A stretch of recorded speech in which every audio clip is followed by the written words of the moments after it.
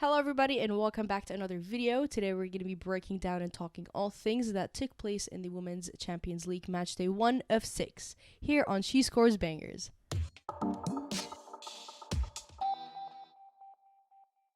Wow, I mean, what a kickstart to the group stages this was. We saw 28 goals in the space of 2 days. I mean, it was quite an eventful start. The two main ones being Barcelona breaking the amount of goals scored in one group stages game, which is 9. I feel like if it was going to be any team, it was certainly going to be Barcelona to do it, let's be honest here.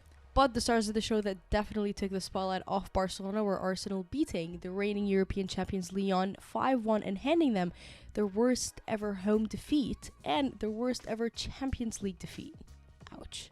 So things first kicked off on Wednesday by Juventus taking on Zurich and Bayern Munich taking on Rosenborg. Juventus was able to move out with a 2-0 win, which is going to be absolutely crucial in the group that they're in. They were set up in a 4-3-3, but regularly changed that into a 4-3-2-1 as they were playing.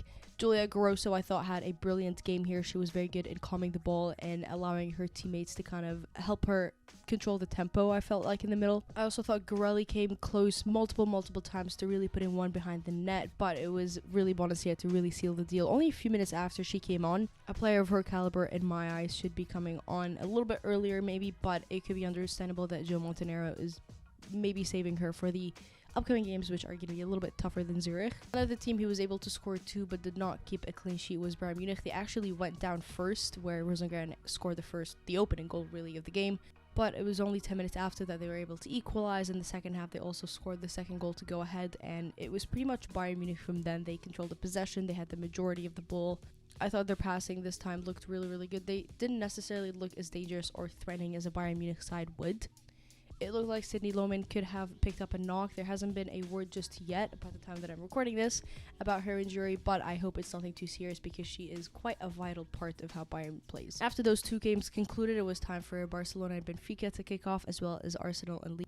I almost wish that those games were not played at the same time, because when I had the two screens on two separate screens and I had to alternate because there were too many goals happening all at once, it was like I was having a goal overload, which is not something you'd experience in the Champions League. But I'm certainly not complaining because it was quite the show. So let's talk Arsenal and Lyon here. When I looked at the starting lineup, Vivianne Miedema was missing and it was Frida Monem in instead. She was going to be operating in the 10th role. Behind her were Lotte Wubben-Moy and Kat Lee being the center back pairing, considering that Leah Williamson and Rafa are both out with injuries. And it looked like the fact that Jonas really wanted to have Frida start ahead of Vivianne Miedema was going to be his game plan. And that hasn't been something that we've seen from Jonas before. Even though she was operating in that 10th role, I thought she did a brilliant job with operating anywhere she needed to be in the midfield. She was an aggressive 6 when she needed to be. I thought she was a very creative 8 and a very crucial 10. She was covering a lot of running in there. She had the best of Van de Donk and Horan most of the time. Kim Little and Leah Wolti is a very special duo. That pairing is so good in the midfield together.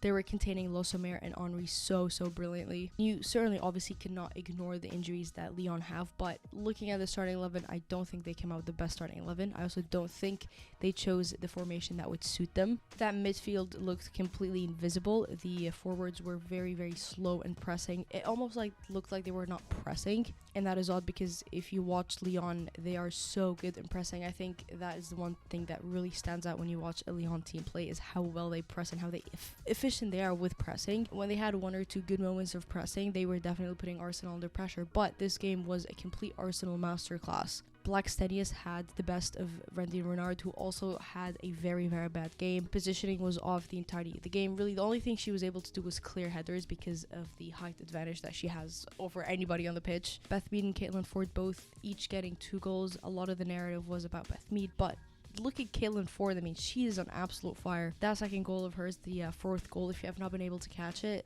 please do, because it is a work of art. And in fact, I really do advise you check that goal again and look at Caitlin Ford before Randy Renard passes the ball. It was a dispossession that happened in the back, but really look at how Caitlin almost envisioned where the pass was going before Randy Renard sent it. It wasn't like she magically ended up in the right spot and just found the ball right there in her feet. She moved there. She intercepted the ball exactly where she wanted to intercept it, took a shot, and it was beautiful.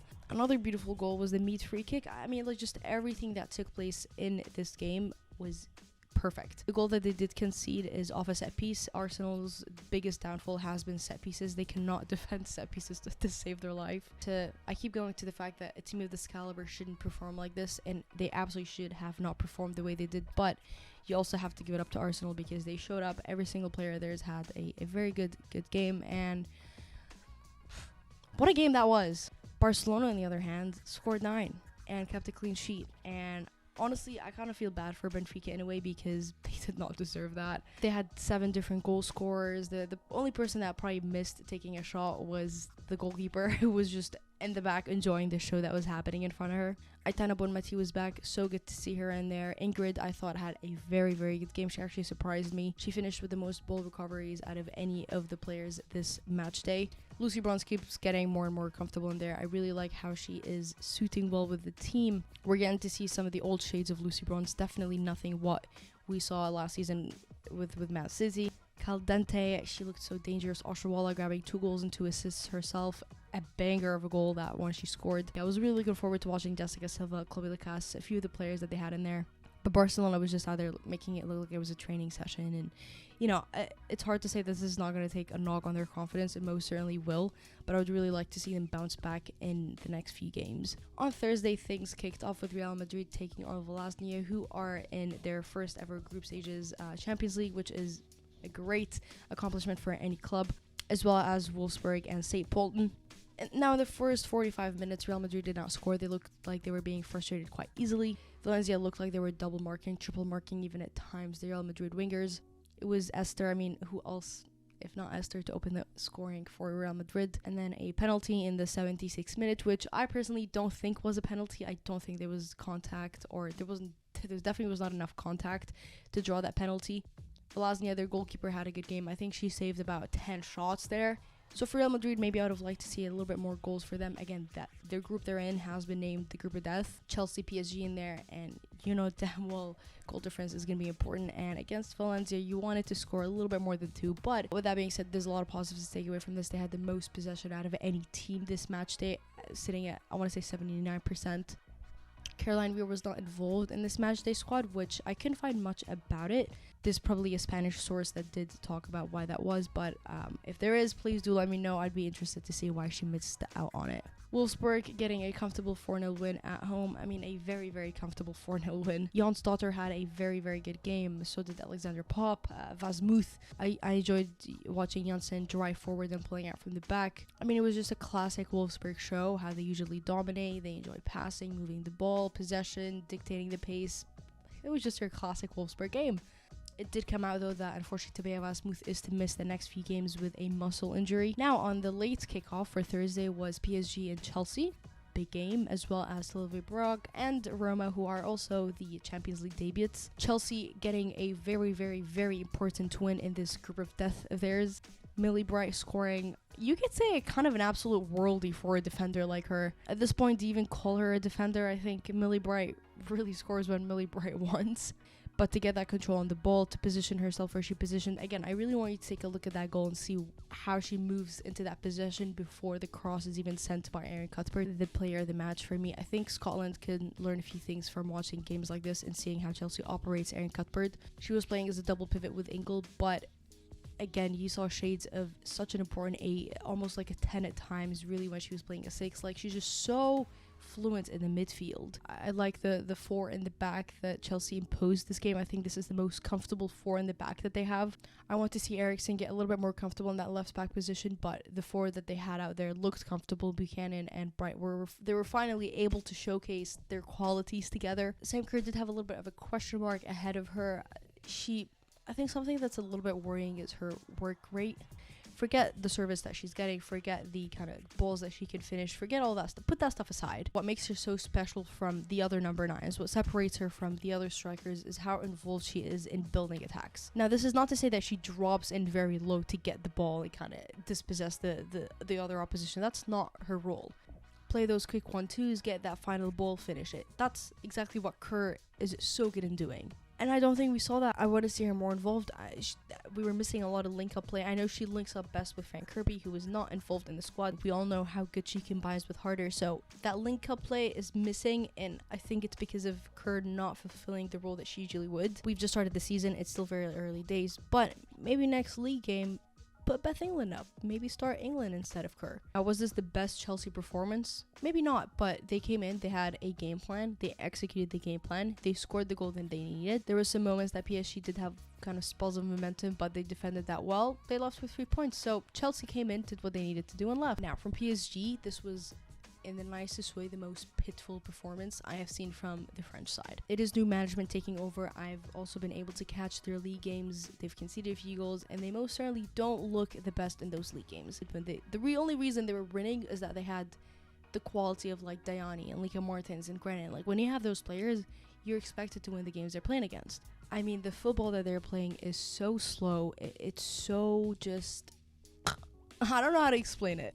It's like anytime Garnet got the ball, she'd be sending it backwards. Anytime Giora got the ball, she'd be sending it backwards. Anytime Lawrence or Chawi got the ball, they'd be just like launching it forward with no aim. It was just like they were shooting the ball and hoping for the best. Again, they were missing that final third, and a great argument is they're missing Katoto, which they absolutely are missing Katoto. Yeah, she's injured. You've got Baltimore sitting on the bench. Bring Baltimore in. She can finish. I did not get what their game plan was. They were sending backward balls. They were slowing the game way too much. They faced Real Madrid, and if they are to have the same exact performance, they are most definitely getting battered and also most definitely not making it through the group stages. So a lot of things to plan for this French side. Roma also had a 1-0 win, a very positive 1-0 win, and I actually fully expect them to make it out of the group stages. For any team to debut in the Champions League and make it out of the group stages is quite the statement. But this all really does go back to the amount of investment that the Italian league is putting in. They've just gone professional. The Milans right now are on top of the table. It is a league that is on the rise for sure. So that was a very, very, very fun way to kick things off. I want to hear your opinions on how do you think Barcelona did, Arsenal, Lyon, PSG, the losing teams, the winning teams. Where did they go wrong? Where did they go right? I want to hear all your opinions on it. What this actually means is that both English teams that traveled to France beat the French teams. Do you think this is WSL's statement? I want to hear it. Is this just simply a narrative of those French teams struggling with injuries, or is it that the English teams are on a different caliber this season? Could just be coincidence. Is it an actual thing happening? What do you think? This marked the first time that Arsenal was able to beat Lyon, and actually the first time that Arsenal has been able to beat a French team. So definitely a few rewritten history aspects here. We most certainly shouldn't get ahead of ourselves. I think all teams, the winning teams and the losing teams, need to stay focused. They need to stay level-headed. Make sure you subscribe to us here on YouTube and follow us on Twitter to stay updated and to continue enjoying the beautiful game. I will see you later.